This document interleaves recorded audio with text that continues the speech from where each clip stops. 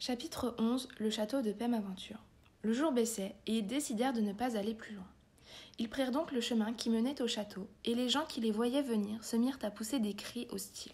« Malheur à vous, Seigneur! Vous n'êtes pas le bienvenu. Celui qui vous a indiqué ce logis voulait votre malheur et votre honte. Pourquoi m'agresser ainsi? Pourquoi tant de méchanceté? Aviez-vous perdu la raison? Pourquoi? Vous n'allez pas tarder à le savoir, si vous montez jusqu'à la forteresse, là-haut. » Monseigneur Yvain se dirigea aussitôt vers la tour, tandis que les autres le poursuivaient de leur huée. « Où vas-tu, misérable? Tu vas au-devant des insultes et des affronts. Gens sans honneur et sans bonté, pourquoi vous en prendre à moi? Que me reprochez-vous » Mais une dame d'un certain âge s'approcha et lui parla avec sagesse et courtoisie. « Ami, inutile de te fâcher. Ce n'est pas par méchanceté que ces gens agissent ainsi. Ils t'avertissent, comprends-le bien, de ne pas aller te loger là-haut. Ils ne peuvent t'expliquer pourquoi, mais ils essayent de t'effrayer. Ils font de même pour tous ceux qui arrivent ici. C'est la coutume du lieu.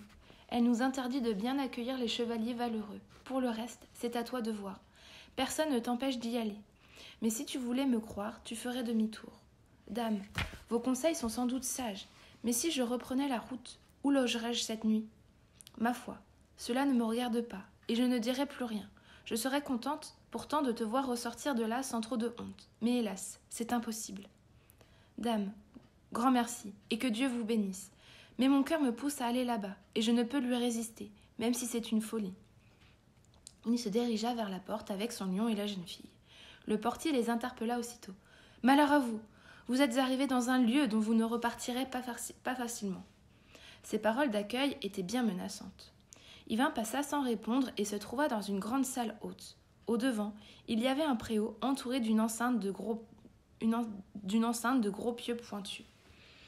Regardant entre les pieux, Yvain aperçut à l'intérieur de l'enclos 300 jeunes filles en train de travailler. Elles tissaient des fils d'or et de soie, chacune du mieux qu'elle pouvait. Mais elles semblaient être dans la misère, car certaines étaient têtes nues et d'autres n'avaient même pas de ceinture.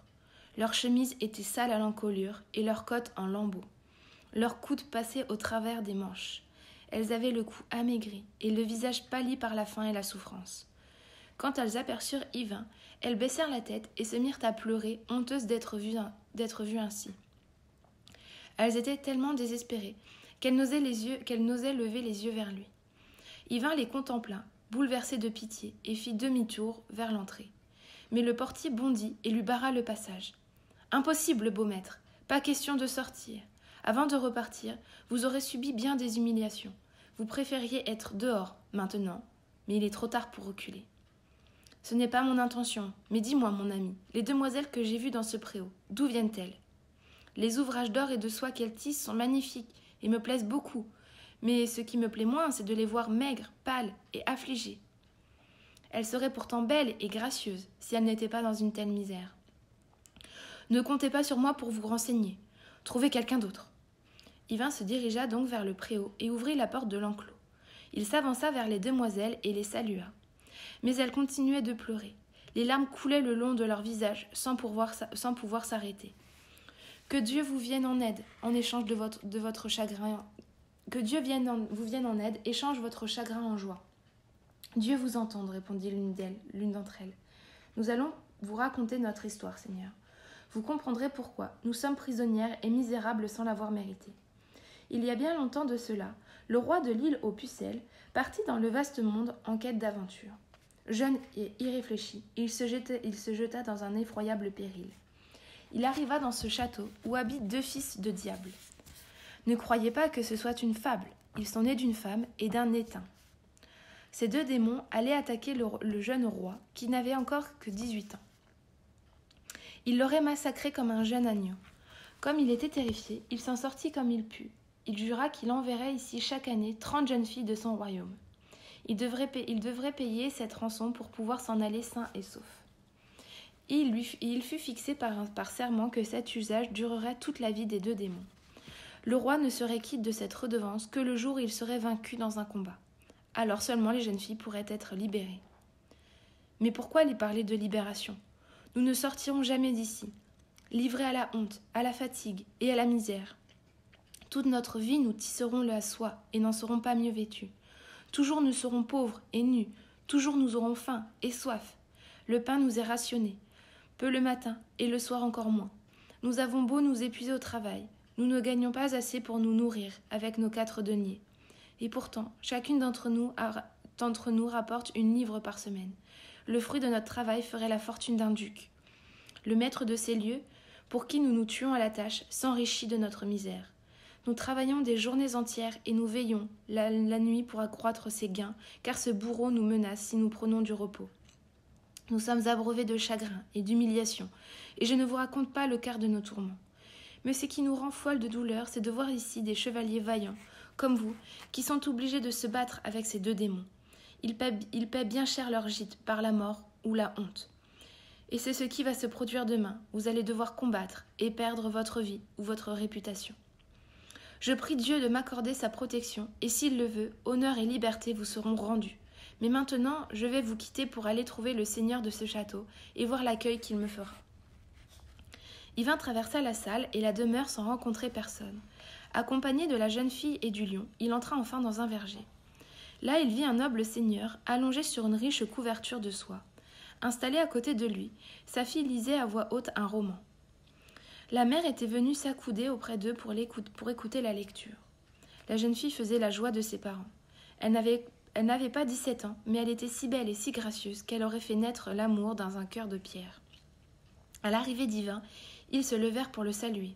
« Entrez, cher Seigneur, et que Dieu vous bénisse, vous et ceux que vous aimez. » Ils semblaient l'accueillir avec beaucoup de joie, et ils firent tout pour l'honorer.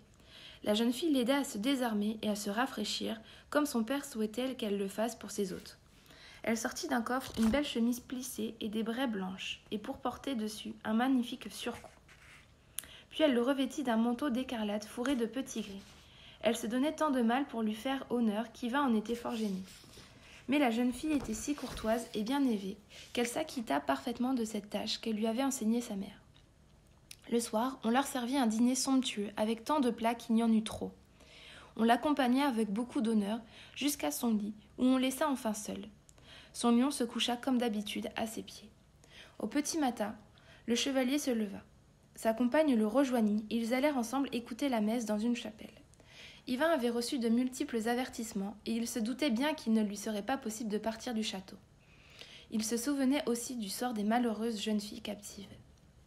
Mais il feignit de vouloir s'en aller pour voir ce que dirait son hôte si hospitalier. Quand il parla de prendre congé, le seigneur lui apprit qu'il n'en était pas question. « Ami, ce congé, je ne le vous donne pas encore. Une coutume impitoyable est établie dans ce château et je n'y peux rien changer. Je vais faire venir 2 serviteurs, très grands et très féroces. Contre eux, de gré ou de force, vous devrez combattre. Si vous pouvez les vaincre, vous recevrez ma fille en mariage, avec ce château et toutes ses terres. Seigneur, je ne veux point de vos richesses. Quant à votre fille, gardez-la. Elle est si belle et si bien élevée que l'empereur d'Allemagne serait heureux de la prendre pour épouse. Ne dites rien de plus, mon cher hôte. Vous ne pouvez repousser mon offre. Ma fille, mon château et toute ma terre iront au vainqueur. Si vous êtes trop lâche pour vous battre, ce n'est pas en refusant ma fille que vous parviendrez à l'éviter. Ce combat ne peut être annulé. Tout chevalier qui passe la nuit chez moi doit le livrer. C'est une coutume solidement établie qui durera tant que ma fille ne sera pas mariée. Puisqu'il en est ainsi, je me battrai, mais bien malgré moi. » C'est alors que surgirent, noirs et hideux, les 2 fils du Nétin. Ils étaient munis d'énormes bâtons fourchus, renforcés de plaques de cuivre et de fils de laiton. Une armure les protégeait des épaules aux genoux, laissant la tête et le visage découverts et les jambes nues. Ils étaient équipés en plus d'un bouclier rond, solide et léger pour se protéger le visage lors du combat à l'épée. Le lion commença à rugir, car il comprenait très bien, à la vue de leurs armes, qu'ils allaient attaquer son maître. La colère et le désir de combattre s'emparèrent de lui, le faisant hérisser sa crinière et battre le sol de sa queue. Voyant cela, les 2 Nétins dirent à Yvain : « Vassal, éloignez d'ici ce lion qui nous menace, sinon vous serez déclaré vaincu. Faites-le mettre à l'écart, il ne doit pas vous porter secours. Faites-le partir vous-même si vous avez peur de lui. S'il peut vous mettre à mal, je n'y vois rien à redire. Il n'en est pas question, vous devez combattre seul contre nous 2. Si le lion vous aidait, vous seriez 2 contre 2. Ce serait contraire à la coutume. Et où voulez-vous qu'il aille ? » Ils lui montrèrent une petite chambre où Yvain enferma son lion. On alla chercher ses armes et son cheval, et il s'équipa rapidement. Aussitôt, les deux Nétins, n'ayant plus à craindre le lion, s'élancèrent sur lui. De leurs massues, ils lui portèrent des coups si rudes que ses armes ne lui servaient à rien. Son aume fut bien vite cabossé et disloqué, et son écu mis en pièces comme s'il avait été de verre. Face à eux, aiguillonné par la honte et la crainte, Yvain se défendait de toutes ses forces. Jamais de sa vie il n'avait donné des coups d'une telle violence. Mais le lion dans la chambre s'agitait. Il se souvenait des bienfaits de son maître et aurait voulu l'aider à son tour. Il entendait le bruit des coups échangés dans ce combat périlleux et déloyal. Fou de rage, il cherchait une issue, fouillant de tous côtés. Examinant le sol près du seuil, il découvrit que le bas de la porte, tout pourri, cédait sous ses griffes. Il gratta tant et si bien qu'il put se faufiler et passer son corps jusqu'aux reins. Yvain était épuisé et couvert de sueur. Les deux brutes, vigoureuses et endurcies, l'avaient harcelé de coups. Il avait riposté du mieux qu'il pouvait, mais ses adversaires étaient experts dans le maniement de l'épée. Leurs écus étaient étonnamment résistants, et Yvain n'avait pu les entamer. Il savait sa vie menacée, mais il tenait bon pourtant. À force de gratter le sol, le lion était parvenu à se dégager. Il bondit sur le premier des deux et le culbuta violemment à terre, comme il eût fait d'une bûche. Voilà les traites terrifiées, mais personne dans l'assistance ne les plaignait. Le second accourut. Le lion qui avait terrassé le premier se retourna alors contre lui. Le Nétin craignait bien plus le lion que le chevalier. Il tourna donc le dos à son adversaire, lui présentant sa tête et sa nuque à découvert. Il aurait fallu être fou pour ne pas profiter de l'occasion. Yvain lui trancha la tête au ras du torse, si proprement que l'autre ne s'en rendit même pas compte. Il mit pied à terre aussitôt pour s'occuper de l'autre Nétin. Mais les lions lui avaient fait une telle blessure que rien n'aurait pu le guérir. Son épaule droite était complètement arrachée du buste. Mortellement blessé, il réunit ses forces pour dire « Éloignez votre lion, noble seigneur, je me rends à votre merci. Vous ferez de moi ce qu'il vous plaira. Seul un homme sans pitié pourrait le refuser. Tu dois donc reconnaître que tu es vaincu et que tu renonces au combat. Seigneur, cela se voit bien, je suis vaincu et je renonce au combat. Tu n'as donc plus rien à craindre de moi, ni de mon lion. » La foule se rassembla aussitôt autour du chevalier pour lui faire fête. Le seigneur et la dame accoururent pour le féliciter et lui parler de leur fille. « Vous êtes maintenant notre gendre et notre héritier, puisque vous allez vous marier avec notre fille. Nous vous la donnons bien volontiers pour épouse. Et moi, je vous la rends, seigneur. N'allez pas croire que je la méprise. Si je ne l'accepte pas, c'est parce que je ne dois pas le faire. Mais s'il vous plaît, délivrez pour l'amour de moi les jeunes filles que vous tenez prisonnières. Il est convenu, vous le savez bien, qu'elles pourront partir librement. Ce que vous dites est vrai, je leur rends leur liberté. Mais prenez ma fille avec tous mes biens. Elle est belle et parfaitement élevée. Vous ne pourriez faire un meilleur mariage. Seigneur, vous ignorez beaucoup de choses sur moi et je ne peux vous en informer. Soyez sûr que j'accepterais votre fille si j'étais en droit de le faire. Mais à la vérité, il m'est impossible de prendre une épouse. Laissez-moi donc en paix là-dessus, car il est temps pour moi de partir. La jeune fille qui m'accompagne m'attend. Vous voulez partir? Et comment? Je suis le maître de ces lieux. Si je l'ordonne, ma porte restera fermée et vous serez mon prisonnier. Quel orgueil, quelle arrogance de montrer un tel dédain pour ma fille. Du dédain, seigneur? Je ne vous ai nullement insulté.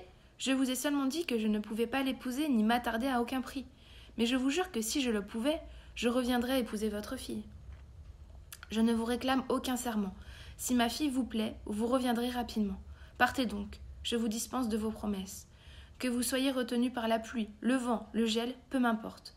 Je ne vous donnerai pas ma fille de force. Partez donc à vos affaires, cela m'est bien égal. » Aussitôt monseigneur Yvain s'en alla sans s'attarder davantage. Il emmena avec lui les prisonnières libérées que le seigneur lui avait remises, pauvres et mal vêtues. Mais à présent elles étaient riches, car elles avaient retrouvé l'espoir. Elles sortirent en cortège deux par deux, et voyant Yvain, elles lui manifestèrent leur joie. Si Dieu était descendu du ciel pour les sauver, elles ne seraient pas plus heureuses. Tous les habitants du château qui avaient accablé Yvain de propos malveillants vinrent lui demander pardon pour leurs insultes. Mais le chevalier était généreux, et il fit comme s'il avait tout oublié. « Je ne comprends pas de quoi vous parlez, vous ne m'avez jamais rien dit que je puisse prendre pour une insulte. Soyez rassurés, je ne vous en veux aucunement. » Réconforté par ses propos généreux, il faisait l'éloge de sa courtoisie. Ils l'escortèrent quelque temps, puis le recommandèrent à Dieu. Les demoiselles aussi lui demandèrent congé et lui témoignèrent beaucoup de gratitude. Quand elle serait dans leur pays, elle prierait Dieu pour qu'il lui accorde protection, joie et santé partout où il irait.